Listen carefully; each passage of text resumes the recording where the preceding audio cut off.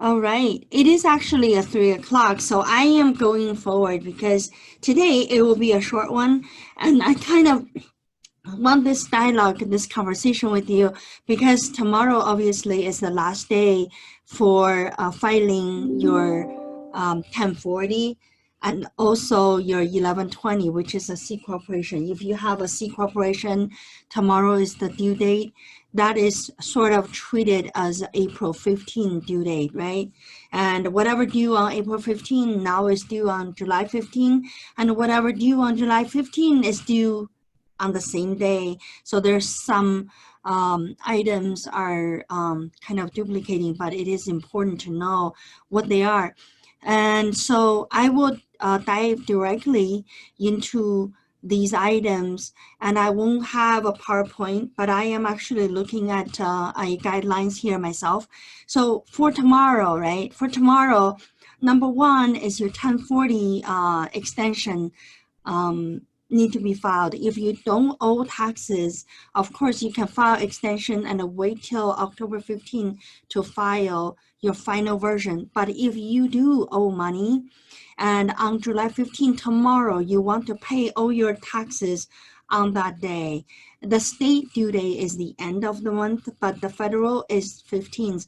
Make sure you file your extension with payment.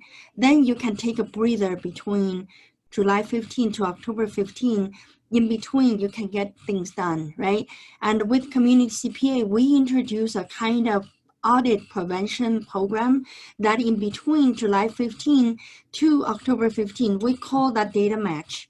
What that means is we actually will download the information from the government system to based on your social security number, your EIN number. So we know what is being recorded at the government of your income, and or if you have cash deposit, you went to the bank, you deposited cash. So those records are with the government. So we will be able to take a look at these records, match to what you are about to file, and making sure that you are not accidentally forget something. So that's what we call the audit prevention program we have in our firm. And you can definitely file extension, make payment, then go through that program with our firm. Then on October 15, when you file your taxes, it will be a perfect return. It will not have any CP 2000 kind of audit coming to you. So that is July 15 on the tax filing. Then don't forget that if your 2020 is doing fairly good or similar to your 2019, you owe taxes in 19 tax return, then you want to make sure you do estimated tax tomorrow as well. The estimated tax include in the first quarter, the second quarter, the 2 quarter come together, but when you file it, you don't want to file second quarter with the total. You want to do the first quarter for first quarter, second quarter for second quarter. So IRS system not going to get confused thinking that the total is your quarterly payment. Okay. And with that, the last things tomorrow is due is your second quarter payroll taxes. If you're a quarterly filer for payroll taxes, then that's due. Boy, there's so much money going out tomorrow. So tomorrow is a big day, all right? And then I want to talk about what really need to be done between now and tomorrow. There's a couple of things I want you to realize, okay? Number one, you know that on March 27 this year, there is a CARES Act came out and addressed tax tips for there were 16 tax tips, tax incentives that I already summarized for you.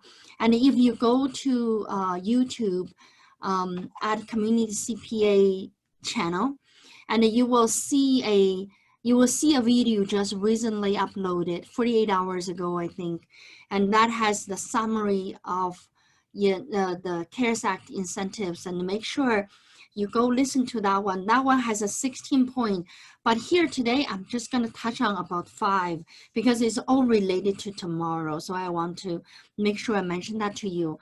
So the first one I want to mention that to you is to make sure that you understand if you pay taxes, but you normally would buy traditional IRA to reduce your taxes. You still have time. You have today and tomorrow to do it. So make sure you buy the retirement funds you need to buy, and or if you have a company, that company put in a match for the 401k, then you have today. Actually, if you filed extension, you have all the way to October 15. So make sure that you have that retirement fund, which can reduce your tax liability, that you can go to get that paid soon, right? Then the other, takes some tips I want to tell you. Then the other one is related to CARES Act. And like I said, the act came out in 2020 March, but it actually fixed some things from to the 2018 and 19. I know that most of us already done 2018, but you are filing 2019 right now, so make sure you implement those points that related to you. And one of the point, I'm going to explain it to you, which is the NOL. Let's say in 2019, you're filing a tax return and you ended up with a loss on the 19, okay? You have a loss, but 18, you had a good year. So that business actually made a gain of 50,000. Then you paid $5,000 taxes. Let's say that was the case in 18. 19, you lost 50,000. And when you submit your taxes, folks, you don't just say, oh, I lost 50,000. What you need to submit, it is a form called 1045 to get that $5,000 back from 2018. That's made available right now for 2019. Okay, so that is one, it is related to NOL. But of course, if you pay taxes in 2019 and you know that 2020, your business is a whole new different story and you're going to have a loss, then knowing that when you pay into 2019, know that when you file 2020, you will get that back, at least a portion of it back. So that gives you a little bit more comfort, am I right? And because you have that ability to do that. So that's a NOL. Then the other thing I want to mention to you about is this thing called loss limitations. So in when Trump put in the Job Act, it actually put in a measure saying that, let's say you have a business loss $500,000. But you have a capital gain on your stock trading, you made $500,000, okay?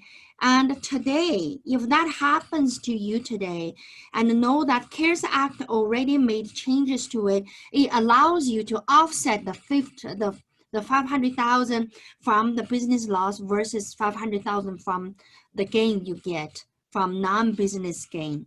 So those can offset each other so you don't end up paying any taxes. But the rule before was capped at 250,000. So what I'm trying to say to you is that when you have a loss and that suddenly cannot be offset, you want to look deeper because maybe the software you're using didn't get updated. The CARES Act has already updated that. It applies to 2019, 2018, so you better make sure that your loss is not being overlooked and lost.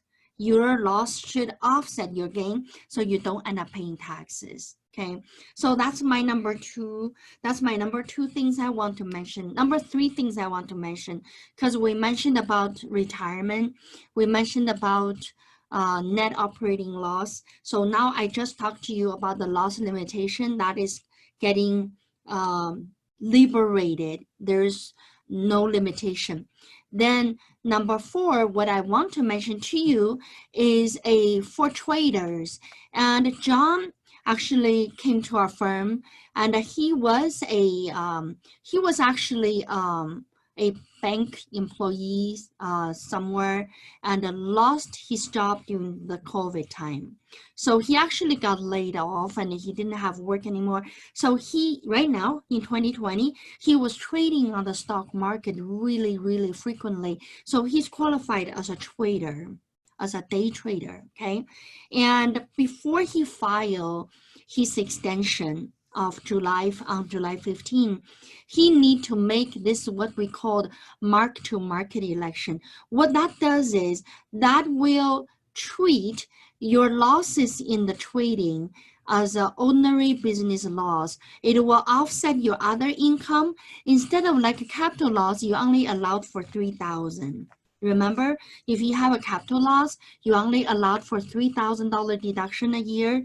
Of course, you don't lose it. You deduct 3,000 every year for the rest of your life, right? And if you have so much losses.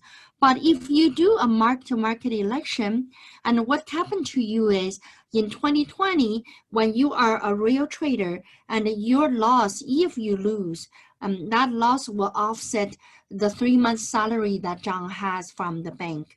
But let's say if he made money, then it will be a business income that because he is making money for a living with that trading. So I want to tell you that you have to elect the mark-to-market now to make that treatment available for 2020. So let me share with you what is that election looks like, just in case you have questions for that.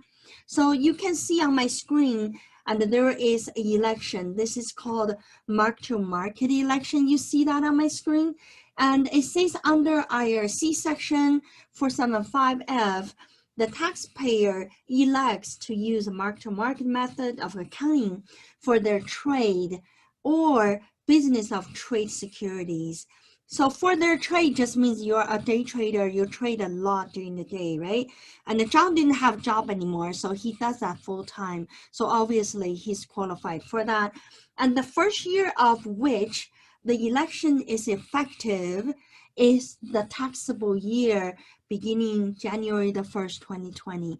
You see how, the reason I want to show you this because I want to tell you the timing of it. It is really important to do that right now. Otherwise you miss 2020, okay? If you are one of those who has no confidence in our economy, thinking we're gonna tank, then that'll give you more reasons to do it because your loss can be deducted. But of course you must qualify to be a trader first. Okay, and you might have relatives that who does that really heavily and know that you only have today to tell them that's what they need to do. Okay, and then so this is my number 4. Then my number 5 tips is really very important as well. I'm going to tell you a story of this so that you can remember. So I have a taxpayer and she is in a retail business. She actually sells seafood, so has this retail space, the seafood space in different city. And in 2019, and she set up two new locations in different state, different city, and spent $250,000 on each location to renovate the storage area, which you can imagine seafood business, of course, you need a freezers and you need a storage place for that. So she stole that money in there. And before COVID-19, this $250,000 that he put into invested in, and she cannot deduct that as expense because the Job Act, one in 2018, had made this kind of business to be depreciated over 39 years. Because it is 39 years, so it doesn't qualify for bonus depreciation and the fast speed depreciation. So the most we can deduct is $250,000 per store divided by 39.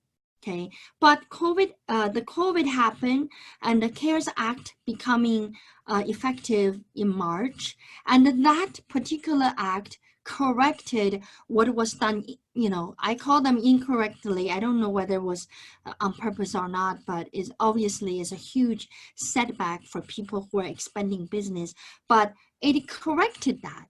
So what I want people to do is that you can actually depreciate that over 15 years.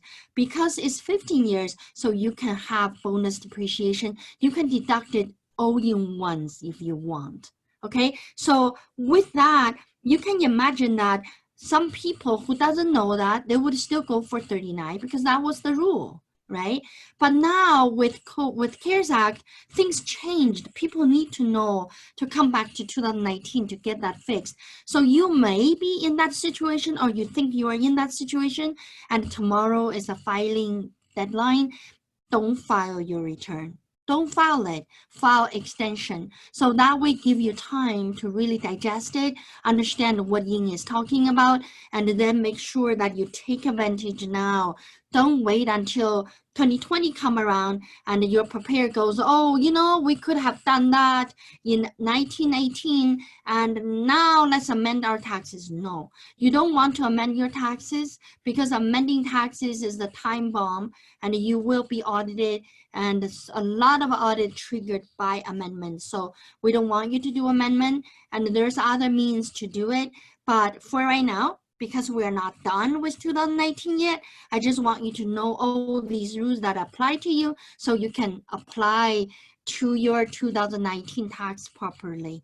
Like I said, if you are not sure, if you just don't know whether it was done or not, and you're afraid of, you don't have time to listen to my webinars last Saturday, and you know you need more time, then very simple, you just file extension. Okay, and that's really it for today. And I just want to make a really short one, and we will post it really fast in the system. So that way more people can see, you can tell some of those things I mentioned just have today and tomorrow as a due date, as a timeline. And someone just posed a question to me saying that, what happened if I do, if I file extension, but I don't have money, I'm not gonna pay for taxes? Nothing will happen. And when you file extension, and you're getting away from a penalty called the late filing penalty. Late final penalty can be huge. So for that, you gotta wait because you filed extension, so you're not late. So you will be filing them in October 15. But the payment that you owe, if you owe it right now, you don't pay, it is considered your taxes wasn't paid on time. So they would charge you for the interest and the penalty on late payment. Then if you ask me, oh, Ying, what is the late payment? You know, late payment has two components, the interest and the penalty. And if you add interest and the penalty all together, I would have you budget for around 15%. So that would be, if you think you owe 1,000, then you may want to prepare for you know, $1,150 for catching that up. But you know, roughly you want to understand, you file extension, that's most critical. Payment side, and you can always to deal with that. The state payment is not coming due until the end of month, so you pay the federal first. Okay,